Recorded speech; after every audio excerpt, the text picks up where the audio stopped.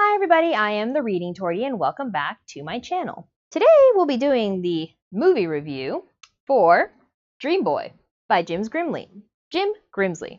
Sorry, I also want to always call him James or John or something. Anyways, Jim Grimsley. The movie cover should appear somewhere here. Here. So this book I've already done the review for. I will link it in the description box below if you want to check it out. It's pretty gushy, as are most of my book reviews. So the movie I actually read partway through the book. I think I was about 3/4 of the way through when I decided, in my absolute desolation and lack of desire to live, that I needed to watch this movie. And I found it on Amazon Prime, and it was, I don't know how it was. Anyways, so I found it on Amazon Prime, and I decided to watch it on Friday night at 12:30 in the morning when I was already at a loss for life and the will to survive, and I was just crying. So, perfect time to watch it. So the movie was published, premiered? I don't know how to call it.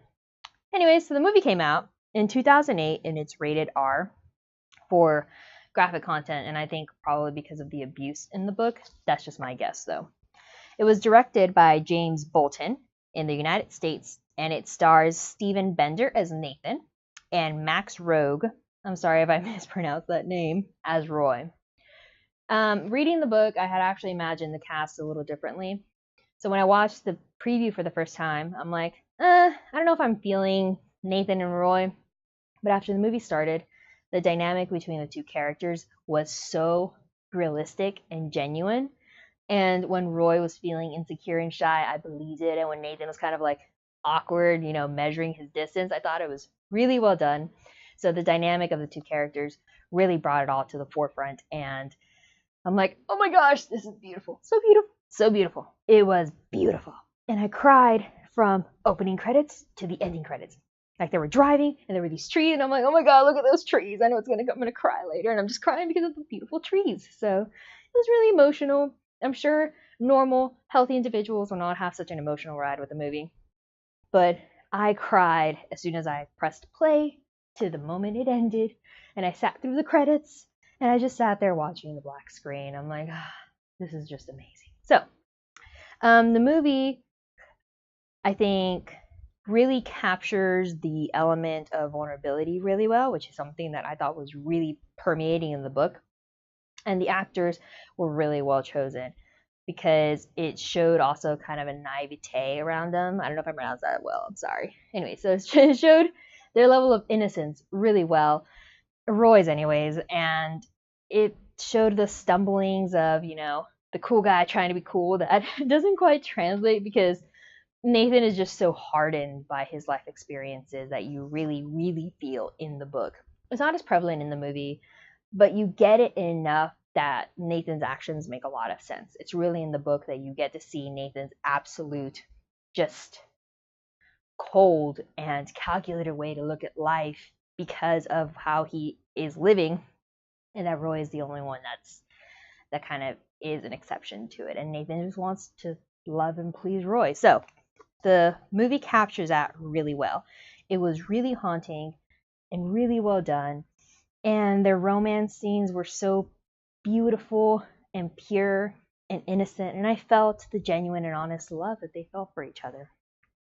I really recommend it, even though it's not this multi-million-dollar Hollywood megaflix. It's really good. I think that if you don't mind quality of the movie itself over quality of like the filming and the acting was kind of awkward sometimes, but it was just so exceptional. It was so artistic. That's what it is. It's artistic, and it captured the book so well. It followed the book almost to a freaking T.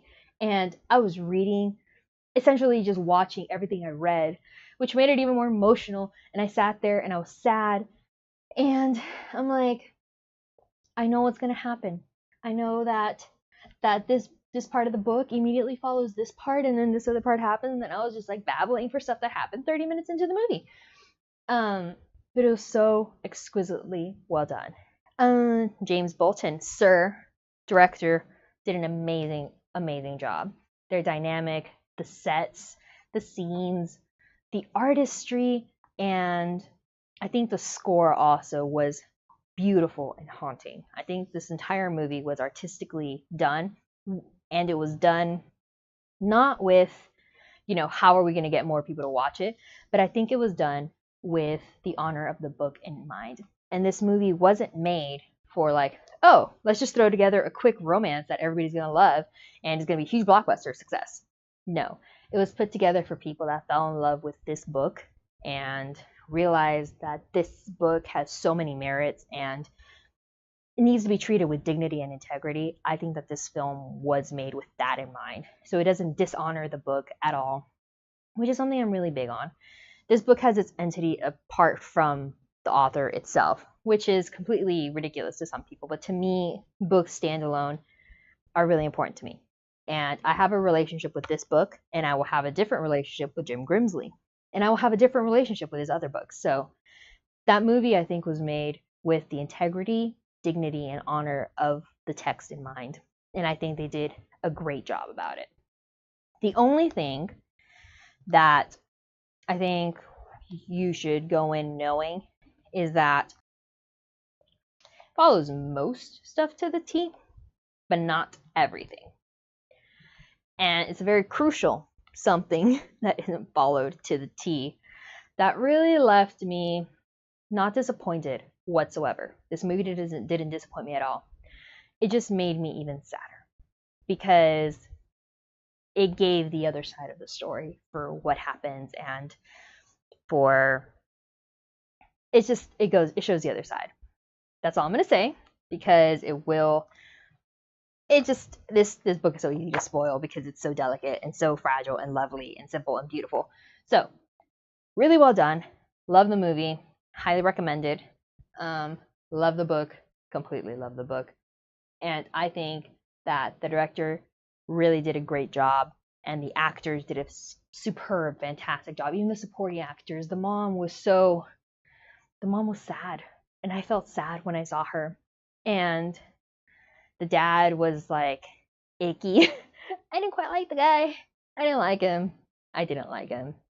And Roy's friends, I think, were really well cast, including the character that, if you read the book, turns out to be a bit of a bigger jerk than is necessary or should ever need to happen or should never happen at all.